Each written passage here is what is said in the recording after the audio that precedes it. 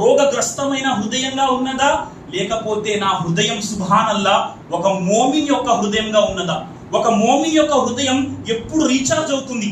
వాడి హృదయంలో అల్లా పట్ల ఈమాన్ ఎప్పుడు పెరుగుతుంది? సుబ్హానల్లా. ఇబ్రాహిం అల్ ఖవ్వాస్ రహిమహుల్లాహు తాలా తెలియజేస్తున్నారు, 5 విషయాల వలన మనిషి హృదయం రోగగ్రస్తమైన హృదయం నుండి ఆరోగ్యమైన హృదయంగా మారుతుంది. ఎవరిలోనైతే 5 గుణగణాలు ఉన్నాయో వారి హృదయం ఆరోగ్యకరమైన హృదయంగా మారుతుంది. 5 విషయాలు ఏంటి?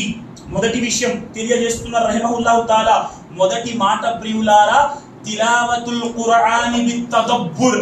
ఎవరైతే ఖురాన్ గ్రంథాన్ని అర్థము చేసుకుంటూ చదువుతూ వెళతారో వారి హృదయానికి సుబ్హానల్లా వెలుగు లభిస్తుంది. ప్రియులారా, ఖురాన్ యొక్క తిలావత్ వల్ల ఈరోజు ముస్లిం సమాజం ఖురాన్ తిలావత్ లో ఎక్కడ ఉన్నది ఆలోచించండి. జీవితంలో ప్రతి కష్టానికి, ప్రతి బాధకు ఖురాన్ గ్రంథం ఔషధం సోదరులారా.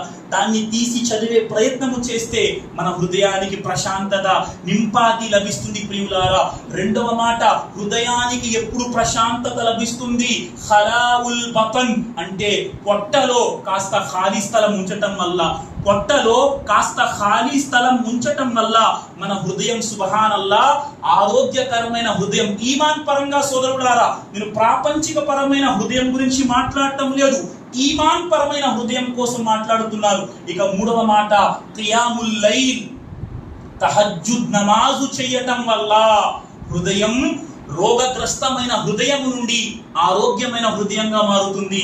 మనం 5 పూటల ఫరజ్ నమాజ్కే దూరంగా ఉన్నామే, ఇక తహజ్జుద్ మాట మన జీవితంలో వస్తుందా? అల్లా మనకు హిదాయత్ను ప్రసాదించుగాక.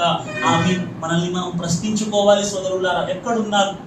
ఈ క్షణంలో చనిపోతే ఖైర్ మాటలు చాలా ఉన్నాయి. ఇక 4వ మాట ప్రియులారా, మన హృదయం ఎప్పుడు ఆరోగ్యమైన హృదయంగా మారుతుంది?